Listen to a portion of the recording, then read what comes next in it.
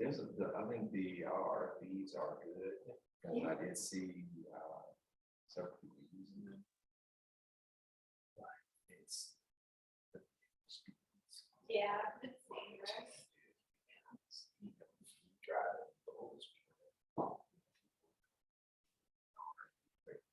People were slow down. I think put like maybe do like a welcome message and then put the link to the webpage so that people already have it. Okay. And just say like if you're participating online, like kind of like a little bit of the summary, like how we said, you know, if you're participating, this is an interactive session. So you're participating in order to provide your feedback, please click here, and there's, you know, a form for in, I don't know, online. Yeah, I set up the form earlier, so I just went to the webpage and then I can go.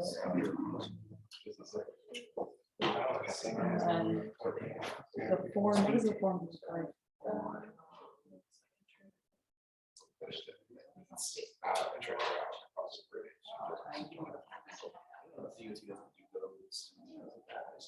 tried to make it.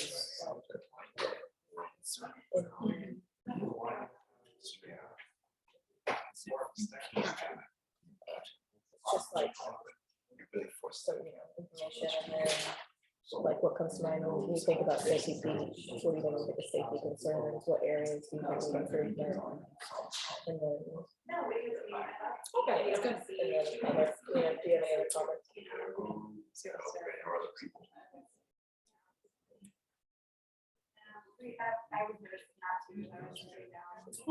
Good, how are you? I just We'll have to think through that a little bit.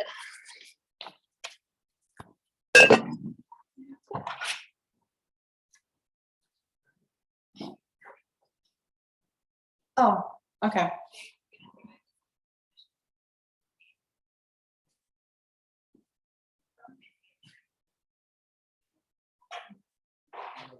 Oh, okay. Yeah. So, all right, no problems. Thanks. Okay. All right. Yeah. So we'll see you soon. All right. Bye.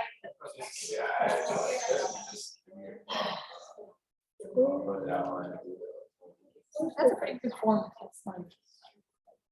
What's the Z drive? Why is it not on this one?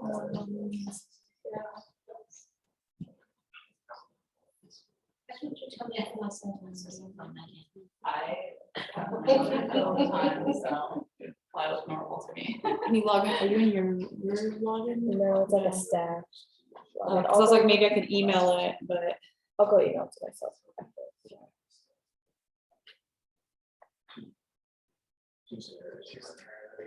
okay.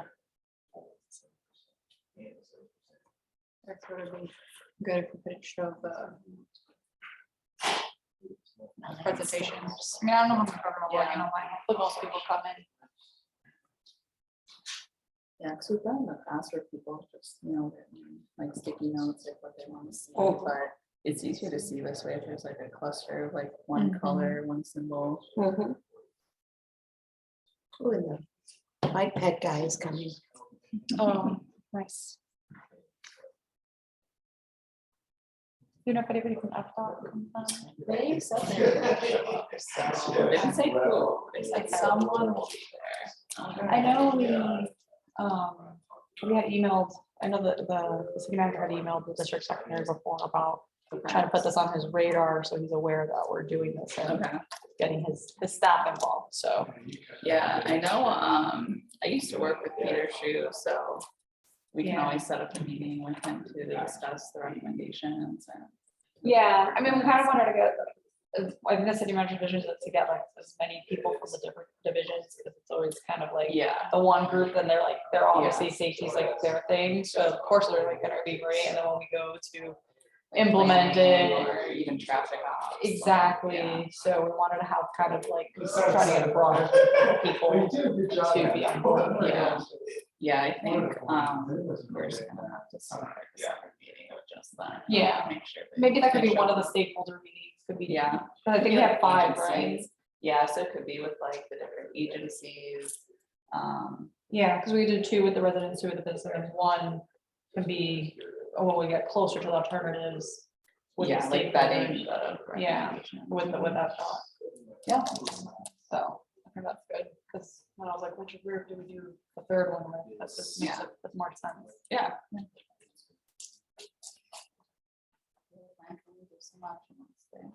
Yeah. Their state, it's their road. Yeah. We just live in it. Yeah. I was talking to, so Liza Patton, I don't know if you've worked with her at all, but she's one of our water wastewater engineers. She works with Shelby. So they're doing the undergrounding. She's gonna come tonight, just so she's in the know and she was interested. Okay. But she mentioned they were gonna replace all of the lighting on Gulf Boulevard. And it's like, okay, well, let's do something a little bit nicer than what's out there right now. So maybe there's an opportunity. That, we have whole public works, because we're coordinating actually with, Chad Stewart and FDOT about what, because when Brett and Mike had spoken with FDOT about the lighting, they're like, have to be total ambient lighting and stuff. But now, I was talking to him, and kind of sharing some of the concerns that we were talking about, if it's, we're doing pedestrian safety, all the stuff, it's, the beach is like 300 feet. Yeah. You know, it's like with hotels, like, we know that there's like at least 5 lights from Gulf Boulevard that are visible from the beach that we address. And Yeah. so he was kind of understanding the agreement that he's working, he's gonna, should be in this mostly to the end of the week about what FDOT's recommendations, it's not a strict standard. So, and then, so he's kind of in leading toward that, he's checking their environment, so they should not be planning for amber light. Yeah, Right now. and we did check the treasure island data, the crash out after they implemented it, and there wasn't like any sort of trend. So. I Okay, that's think good to know. It's made a difference that we know of. Yeah, well, since the 2 big times that we had this year, a lot of the feedback, like, I don't think if we did that, the residents were, in favor of amber lighting, because they already were like, you guys need to do more lighting, there's not enough lighting. Yeah, And we we need need to to see like.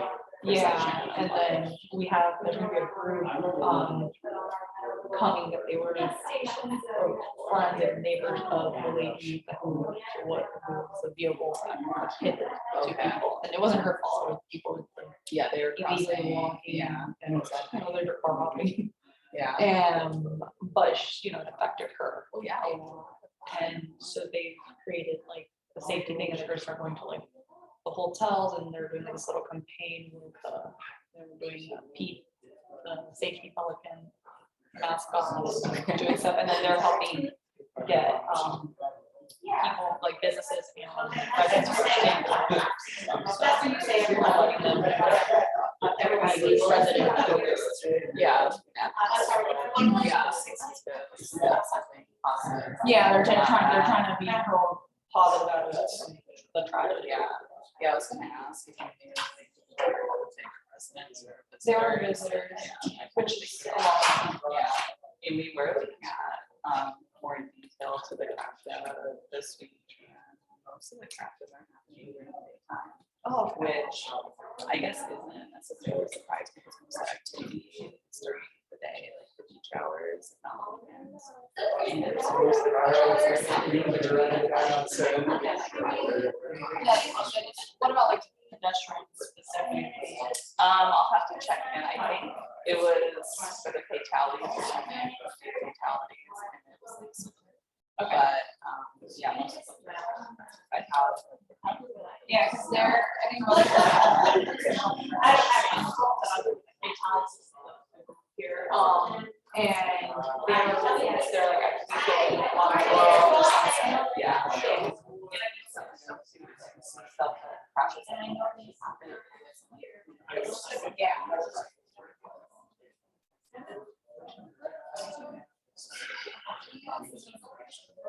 Yeah. Yeah.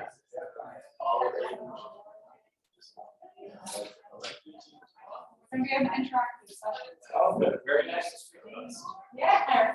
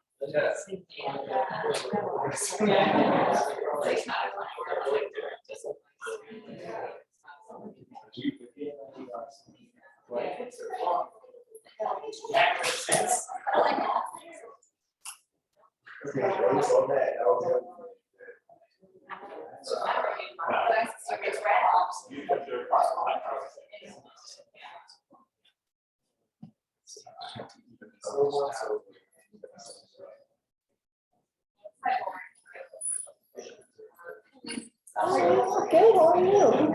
Good. I like the dress. Thank you.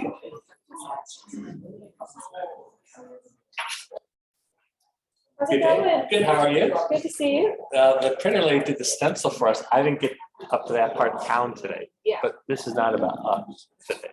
Right. So I wanted- I said, like, oh, a lot of people together, though, that's good. Yeah. And Carolyn's husband's here. He's the guy with the like colored pants, like colored shirt next to her. Yeah. We're all excited. We're excited to get some feedback. Get moving.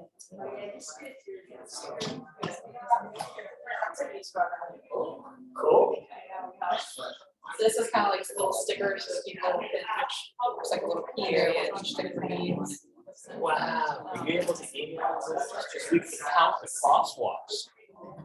Yeah, I mean. we can Look at have, that. A consultant, something. Count the crosswalks. Oh, that's one section. Yeah.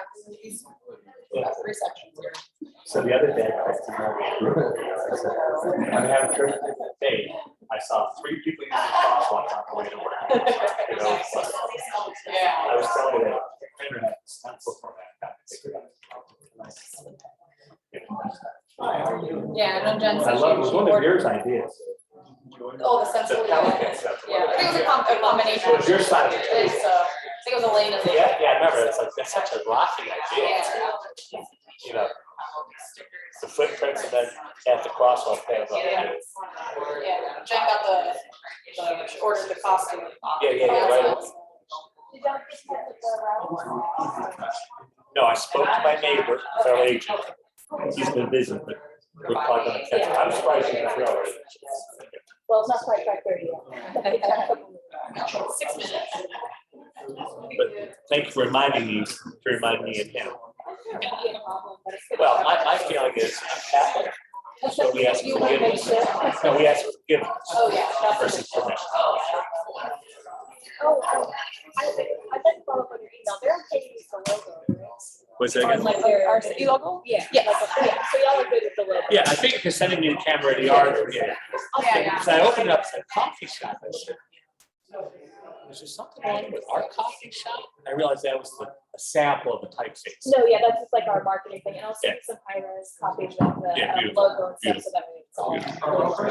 Yeah, like, I want to show you the idea. The idea for a mural on our building facing bypass is that sunset. Well, I'll come by and show you next time we get there. Yeah, you got like, mock-up of This it. is not about me.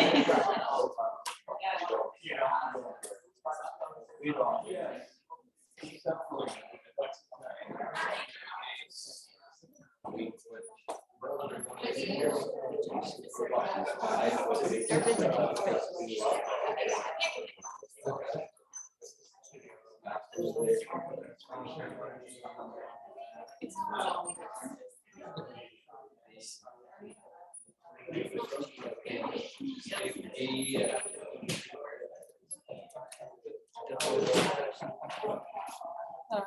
hot topic. Water's not in front of it. I just think those are kind of big, yeah. Okay, so it's better to stand like right. Yeah, like about right there. You know, say about right there. Or like further out.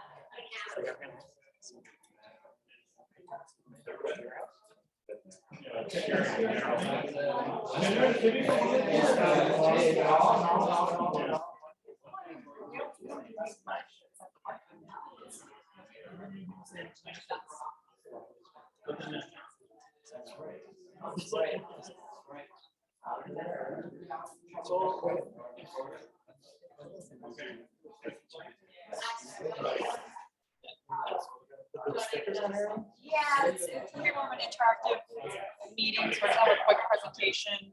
If it's an overview and then everybody can come and there's this legend, you can put points of interest.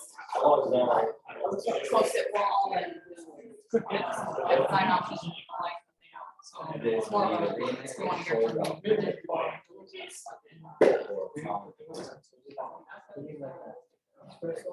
And like business class, right?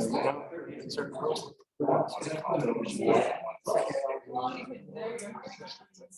maybe like,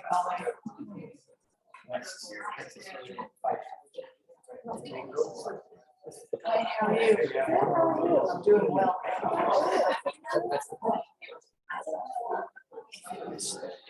I need to change it with. I'm not getting any of the emails between Jay and stuff, between Nancy and Jay.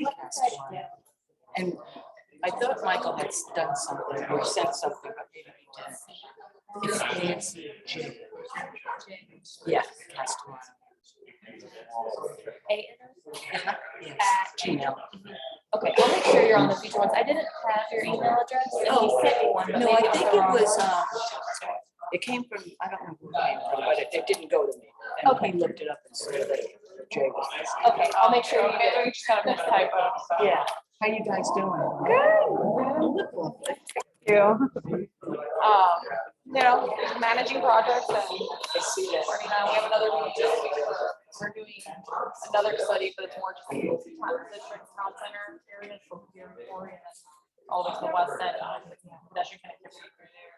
Improve that. So, but very similar to this, if you guys want to attend that one too.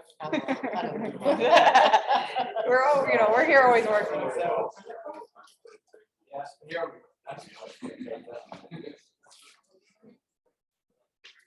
is it 5:30 already? Okay, so. Let me see if I see anybody outside and then, walking in.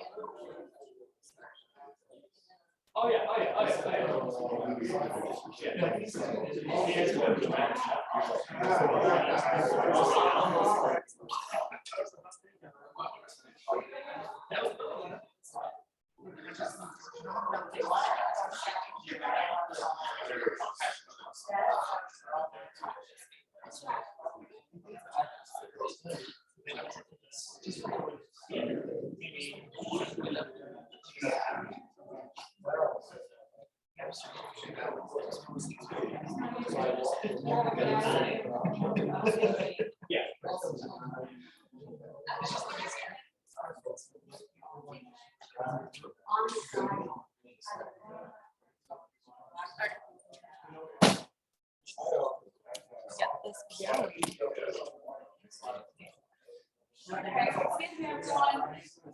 Right, excuse me. We're gonna start shutting down in a bit, but So present.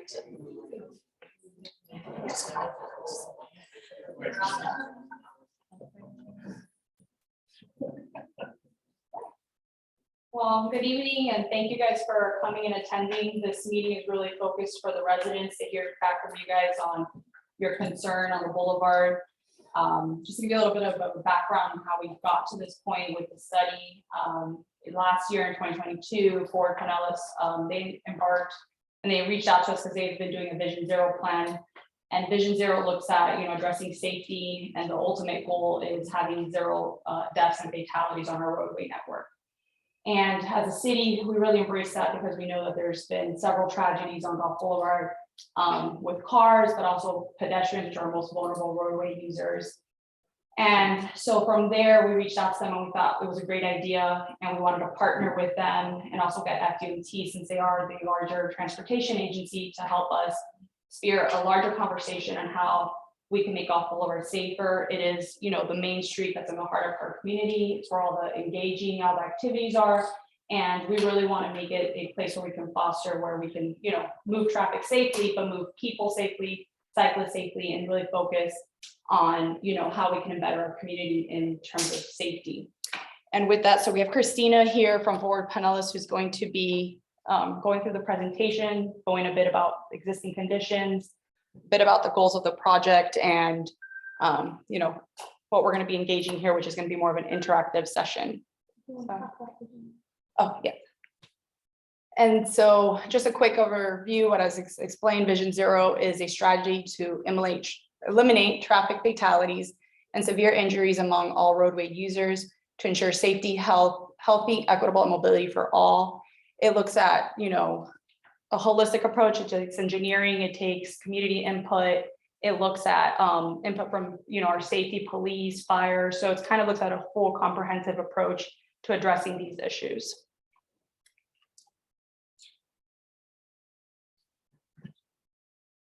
Thank you, Michelle. Hi, everyone. As Michelle just mentioned, my name is Christina Mendoza. I am a principal planner with Ford Pinellas. We're working with the city of St. Pete Beach on this study. We're very excited to be here today. Thank you all for being here. Today, I'm going to just provide a brief overview of the project background, even though I know Michelle just touched on it briefly, followed by an overview of our existing conditions analysis that we're wrapping up right now, followed by some key next steps. And at the end of my presentation, I do ask, if you don't mind, we've got some stations set up around the room. We'd love for you to just take a look at them, provide some input. We'd love to hear more about what you like about Gulf Boulevard, what you don't like, what you would like to see, because this information will really help us when we're formulating our recommendations. So we've all seen the headlines, right? A 70-year-old man was killed, 4 other pedestrians were injured in the St. Pete Beach hit and run back in May of 2021. A couple was hit and killed just last month when they were trying to cross Gulf Boulevard. We know that this is a huge issue and we want to try and do something about it. I get teary, I just talked. So this study is meant to focus on multimodal improvements to improve safety along Gulf Boulevard. Our study includes an existing conditions analysis, a safety analysis, and that'll all result in the development of some corridor conceptual alternatives that will include improvements and recommendations that will help to improve the safety along and around Gulf Boulevard for all of our users, for residents and visitors alike. So we've split the corridor into segments for our analysis. The north segment is from 75th Avenue to Gulf Winds Drive. The central segment is from Gulf Winds Drive to 44th Avenue. And the south segment is from 44th Avenue to 35th Avenue. For context, the north segment is the downtown Corey Avenue area. It has restaurants and shopping. some residential uses, transient uses, and some beach access, as well as the adjacent street network. The central segment has resort uses, commercial uses, some multifamily, some residential, as well as also beach access. Our south segment has residential, multifamily, resort, some commercial, and also beach access. We took a closer look at the north segment. We noticed that there's sidewalks and bike lanes that conflict with large driveway openings. There's mid-block crossings with a pedestrian refuge island in the center turn lane. There's a painted bike lane in some areas with potential bicycle and pedestrian conflicts with vehicles. And on this slide here, you'll see a graphic that shows the existing conditions as well as what we refer to as a typical section. Essentially, it's a diagram of the roadway. It shows you the lane widths, it shows you the sidewalks, the bike lane, and then the width of the median center turn lane. So when you're looking at the graphic here, you'll see that there's some commercial uses on the side of the street. There's really a lack of landscaping and shade. There's unprotected 4-foot bike lanes. There's a center turn lane with intermittent medians, and then there's 6-foot sidewalks. And then you can also see the wide and frequent driveway openings there. And there's also a lack of some pedestrian scale lighting. When you look at the diagram of the roadway, you'll see that it's a 10-foot travel lanes with a 14-foot center turn lane in median. When looking at the central segment, we noted that there's 6-foot sidewalks, but there are frequent driveways and curb cuts, which can cause some safety concerns. There's a lack of landscaping and ground cover over which that can cause some maintenance issues. The sidewalks were flush with the roadway in some areas, which can also pose some safety concerns. When you look at the graphic, you notice that there is some resort uses and commercial uses. There's unprotected 5-foot bike lanes, 6-foot sidewalks, a lack of pedestrian scale lighting. On this slide here, you'll see the rectangular rapid flashing beacon and pedestrian refuge island in the middle of the road. In this portion of the segment, you can see that there is a 12.5-foot center turn lane in median here. There is still the 10-foot travel lane. When looking at the south segment, we noted that there are shared lane markings, or sharrows as we refer to them, in a small portion of the segment connecting the bike lane to Pass-A-Grill.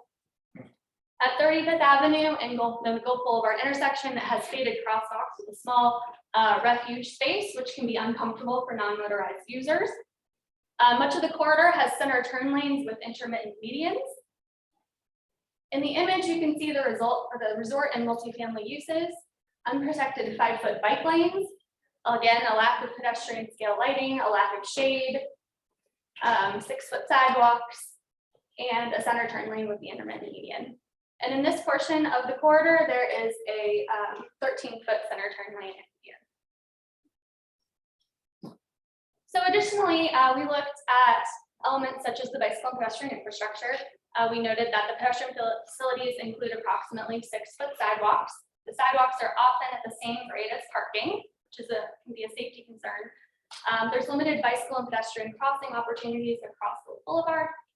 There's limited bicycle facilities, including unprotected or non-separated bike lanes. And on the map, I know it might be hard to see, and if you want to take a closer look after my presentation, feel free. The map shows the locations of the existing bicycle and pedestrian infrastructure. The sidewalks are noted in purple, the bike lane is in blue, and then we've noted the locations of mid-block crossings and signalized intersections. We also looked at transit facilities. We learned that St. Pete Beach is served by PSTA routes 35, 36, 377, and 555, also Route 90. Sunrunner connects to St. Pete Beach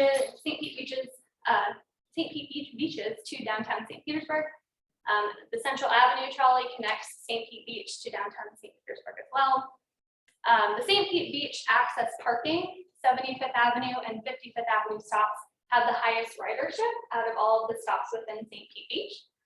Also, additionally, there's the Freebie, which provides a free on-demand shuttle service. We also looked at something that's known as context classification of a roadway. Now, the Florida Department of Transportation uses context classification to help to identify the type of users that are typically associated with the roadway. And what that does is that helps us to determine what kind of facilities that we need to incorporate into the design. So if we can identify what type of classification the roadway is, we can better plan for that. So we looked at Gulf Boulevard and we noted that it's what's known as C4 Urban General from 68th Avenue to 35th Avenue. And that's typically categorized by small blocks, mixed uses, well-connected streets, and a good connectivity to the neighboring residential areas.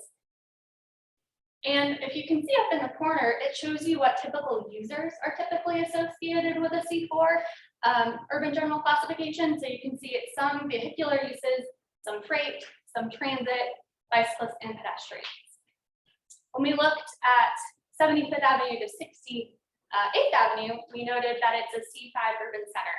And that's normally more of a denser area. It's typically concentrated around a few blocks in a civic center or an economic center. So that's like more of your downtown area. It also has well-connected streets, small blocks, and mixed uses. And the difference between C4 and C5, when you're looking at typical users, is it has more vehicular users and more pedestrian users. So we need to keep all of that in mind when we're trying to incorporate facilities within the conceptual design. We also looked at planned improvements. We noted that there are some intelligent transportation system improvements planned for Gulf Boulevard. Along with that, there's a planned community trail along the beach to provide a parallel bicycle and pedestrian connection. There's also the undergrounding of the utilities that's currently underway that will allow for potential widening of sidewalks and improved landscaping. And of course, we looked at crash locations. So the intersection of 75th Avenue and Gulf Boulevard is the location with the highest number of crashes. Other crash hotspots include the signalized intersections at the St. Pete Beach access parking lot, 45th Avenue and 35th Avenue. I'm sorry, 44th Avenue and 35th Avenue. The mid-block crossings near Gulfwinds Drive and 55th Avenue.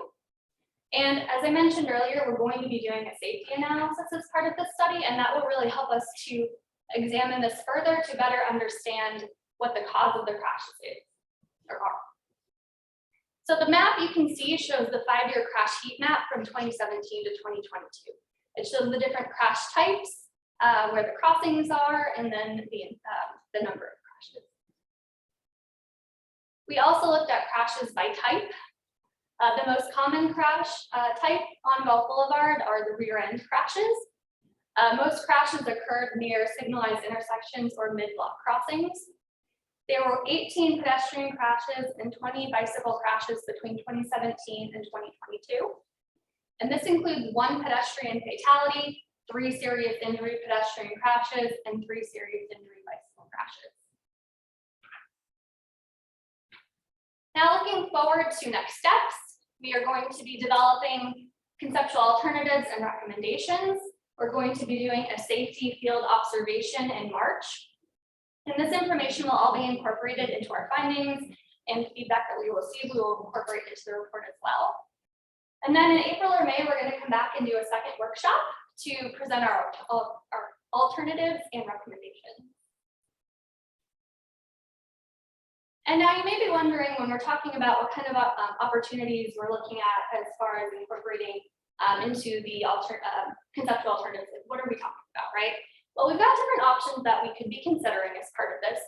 And they're listed here. You can see perhaps some expanded sidewalks to make them wider and safer, pedestrian hybrid beacons, longer medians or pedestrian refuge islands, rectangular rapid flashing beacons, and then protected bike lanes or green bike lanes to better delineate the bike lane from the travel lane. And then perhaps some street art to encourage the use of crosswalks as well. So those are all options that we're considering. So that's our contact information. Please feel free to reach out to us. Michelle and Elena are going to be managing the project from the St. Pete Beach side. I'm a partner with them from Blvd, so we're happy to answer any questions you have. If you have any now, I'd be happy to take them. It's a pedestrian hybrid beacon. A pedestrian hybrid beacon. So one of the exhibits we have is over there on the wall. It has some examples of different pedestrian improvements, safety improvements. One of them is the pedestrian hybrid we get if you want to check. It's Yeah, it's a a, better diagram of what it is, what it looks like. I believe those are the ones that are like the traffic lights that go over and, if there's one in, there's one on Highway 19 in Pinellas or in Lilman. They Yeah. just installed it. so it's like when you, it'll turn the light red. So people are forced to stop and Okay. then, and the Yeah. pedestrian would cross. They're So it's kind of formally- like a traffic signal, but I like for that. pedestrians, yeah. Yeah, because here, see, I moved here 2 years ago, and the first time we were driving with the yellow light, my husband didn't know what was happening, and I had to tell him to stop. Because yellow light doesn't mean stop, yellow light means slow down, so I think all those lights should be red. So everybody can stop and the pedestrian can cross the street. Yeah, and the light is above, like a traffic light versus the rectangular rapid flashing, which are on the side, so it's You can. more already readily, you can see see them more readily, yeah. them. Mhm. You wanna walk through some of the exhibits? So, Sure. part of this meeting is gonna be now more interactive. We're gonna invite everybody to check out the exhibits. And then Christina can kind of explain what the different activities we have going on to get input from everybody. Yeah, sure. So we've got a roll plot, we call a roll plot, it's just a giant map of each segment here. And we'd love for you to come up and give us your input on the opportunities or constraints that you see. We've got stickers, we've got markers. You feel free to mark up the maps as much as you wish to. On the board or on the wall over there, we've got 3 vision questions, as well as some sticky notes. We'd love for you to write on the sticky note and stick on the wall what you would like a full RV, what you like about it, what don't you like about it, and then we'll use that information when we formulate our recommendation. Yeah. Just a general question, because you talk about, the sidewalks and it seemed like you were talking about bicycles going on the sidewalks. But St. Pete Beach and Treasure Island's about to do the same thing next week. Makes it illegal to even operate an electric bike. So people who have pedal assist who just need some, older people like myself, who need some help, they're not allowed to use the sidewalk. And then when I look at Forward Pinellas, they say to follow the FDOT manual. And then when I look at that, it says things like that the bicycle lanes can be used on curb roadways, but they generally recommend not doing that greater than 30-mile-an-hour roadways. So we're sort of in a tough situation. And I took this picture today over by the Don Cesar. I think it's a poster for Gulf Boulevard. And it's literally got the tire tracks destroying the bike lane guy painted on. And it's really scary to ride a bike on Gulf Boulevard. I try to ride on the beach, but we're not supposed to do that anymore. Try to ride on the sidewalk and just pedal. Not supposed to do that anymore. So, Wall Street Journal had the article about this was the most dangerous place in America. And Pinellas was the most dangerous county in Florida. Florida was the most dangerous county. So it's really treacherous, Gulf Boulevard. So you can take major leaps. And I didn't really hear anything about bicycle safety. Can you just talk more about what you're thinking of doing for bicycle safety? Well, we are looking at a couple of treatment options for bicycle safety, including a protected bicycle lane, because I understand your Yes. concerns. It is very scary.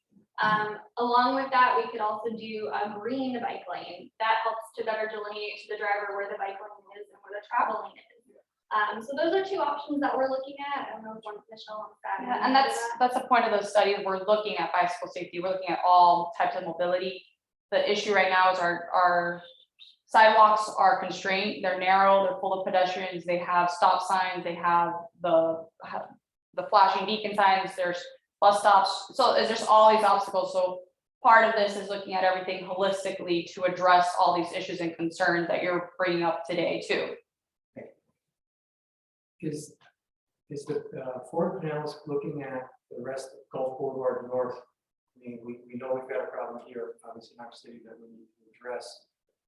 We had a fatality in Treasure Island, and then as all of us go up Gulf Boulevard North, almost fairly far up to Clearwater, it's a similar type environment. Narrow road, it's a state road, it's a through road, it's a north-south, and I was joking with Michelle earlier. Maybe we need to put a second level on it. I'm not proposing this, but we gotta have like business lanes and express lanes and business lanes, because the road's got a multi-use, and how do you balance all those out? But is this project going to look at further north We are actually doing a joint project right now with the city of Treasure Island. So this is St. Pete Beach portion of the project, but we are working hand in hand with the city of Treasure Island. This is like a two-part study to continue to look at Gulf Boulevard through Treasure Island as well, because we know that that is an issue. We have looked at other segments of Gulf Boulevard in the past. I'm sure we will be in the future, because we know that this is an issue that we need to address, so.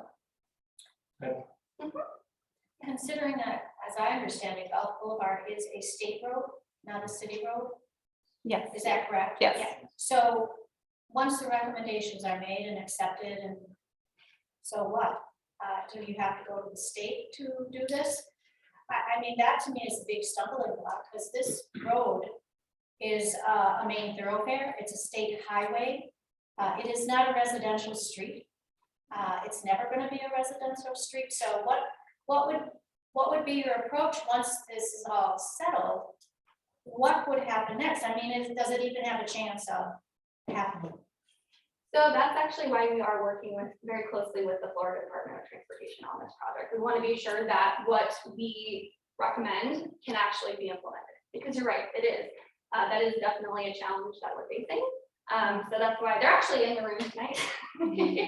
Yeah. I call you out, I'm sorry. So part of this effort, and one of the reasons why we as a city decided to partner with Ford Pinellas is because they're the transportation agency of the city. They oversee federal funding in terms of transportation, how that got allocated to our region. So we want to build that good relationship with them. And then on top of it, they can help us an advocate to partner with FDOT to bring these concerns. And it's not just coming us as a city, but as a unified group, so we can push these initiatives forward.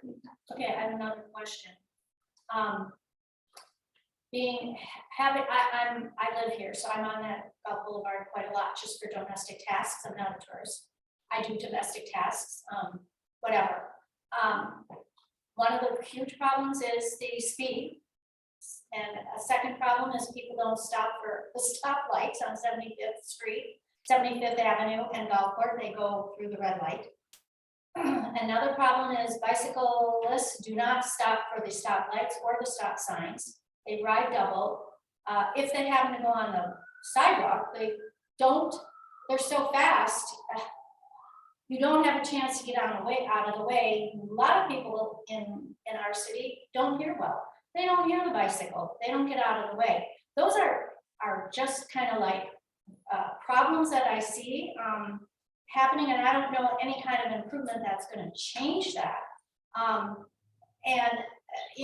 hope that would be addressed in the final recommendations, speed limits, safety guides, and how are they enforced? Right now, not enforced. And as to riding the bicycles on the beach, as far as I know, that was never allowed.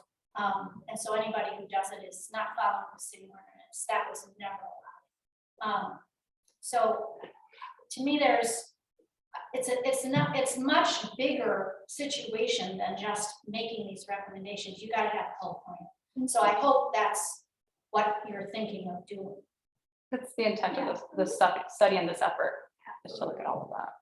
What I was getting at or asking about was there's sections of the island where Gulf Boulevard is the only road going in north-south. And so in that spot, it's very dangerous for bicyclists because they have to get in the bike lanes. They don't have alternatives like the beach and the sidewalks anymore. And there's a law, 316.083 of the Florida Road Code, that says any car passing a bicycle must have 3 feet between the bicycle and the car mirror. And we've set this up, Gulf Boulevard the way it is now. All these drivers are driving illegally. They're not supposed to even pass the bicycles. And nobody's asking them to not do that because that's the way the road is. But so it's just a key to at least make a roadway that's compliant with the 316.083 so that people can drive on Gulf Boulevard and the bicyclists can feel safe. That's a good point, and we'll take it into consideration. Yeah, I had a question that, and I know it's not Gulf Boulevard, but I'm wondering why Passive Road was not also included in this, because that's another area. That road is so narrow and you really can hardly go around a bicycle without going in the other lane. Yeah, I mean, Passive Road, with the reconstruction and all that we've done, you know, right now, that's what was, you know, laid out for the plans for it. We're looking at maybe encouraging bicyclists through wayfinding signage to use like Sunset Way, for example, as an alternative corridor, who don't feel comfortable using passive rail, but there's not much right now that we can do, and we really wanted to focus on the state road. Later on, we can take that input, we can have a separate conversation, because that is a city-owned facility, and we can look at that further and analyze that. Okay, and along with what she was saying too, like, you know, I don't really know what the law is as far as riding bicycles on the sidewalks, because, you know, you have bicycles on the sidewalks and they may be going the wrong way against traffic, or even in the bike lanes, riding the wrong way. In addition to that, you've got golf carts out there, and then you have people on motorized skateboards. You know, it's just, it's really crazy. And then, you know, since these accidents, I know I'm more aware of it as you watch, people are just jaywalking like crazy. It's really a mess. So in Florida, it's illegal, it's not illegal to jaywalk. So that's one of the things we can't, the sheriffs, you just can't walk at an angle, but as long as you're walking, you know, across, you're not gonna walk at, you're not forced to walk at a crosswalk or anything like that. So difficult to enforce. It's actually a state law. You know, if they're riding on the bike lane, they should be riding in the flow of traffic, but those are all in essence, you know, an enforcement from a traffic perspective. I don't know if you want to add anything else in terms. Okay, we'll take two more and then we could get into the activities. I ride on those. And it's not pleasant, but do we need to have a 12-foot or 12.5-foot wide turn lane? Because I remember when we got DOT to restripe Gulf Boulevard, this was 10 and 15 years ago. And now the driving lane is down to 10 feet, but we're 11.5.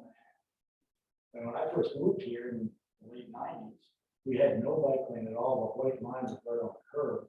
Then they gave us about 18 inches, and then when we restriped it, we ended up with 3 more feet on each side by making those 10-foot lanes. So we got like a 4.5-foot bike lane, which is a lot better. But we need to have some sort of protection. One thing I think would be very easy to do is put those reflectors along that white line. You know, because people won't ride with it.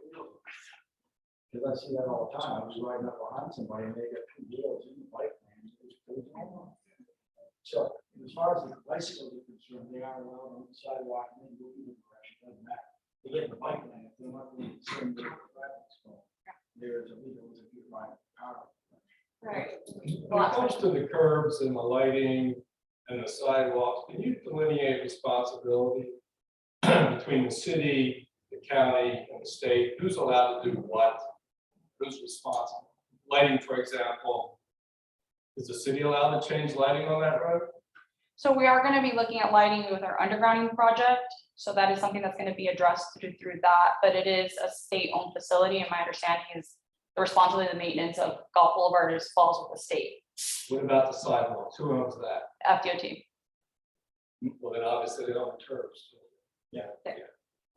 So that's part of why we're engaging in conversations with them in this effort, is so that they're aware and we can coordinate with them on, you know, what is going to also be acceptable to them and kind of come up with a holistic approach. Okay. All right, so we can start some of the activities you guys want to engage. We're gonna have different groups from our consultants. We have to, you know, be guiding some of the conversation. If you have any questions, and just, you know, feel free to come up, or, you know, we don't bite. So. There you go.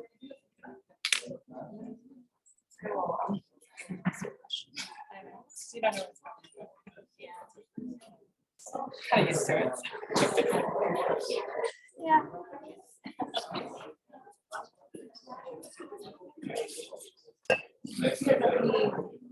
Sections are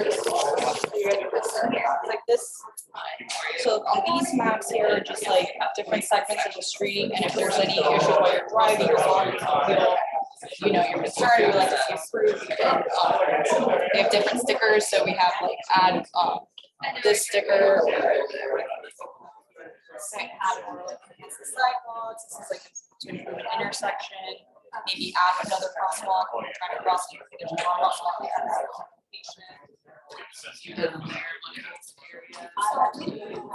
But I have a business that is probably right. Drive this, okay.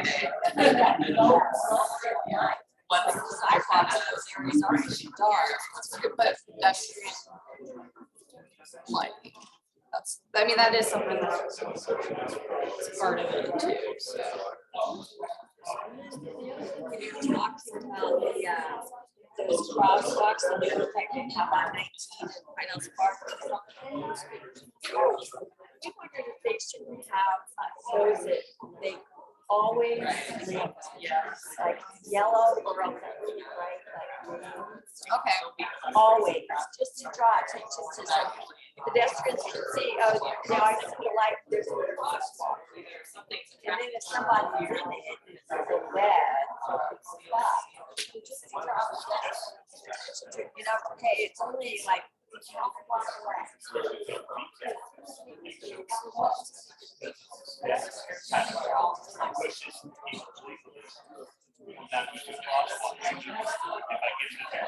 I mean, a lot of times there's people that are, I've seen them when they're running across the water.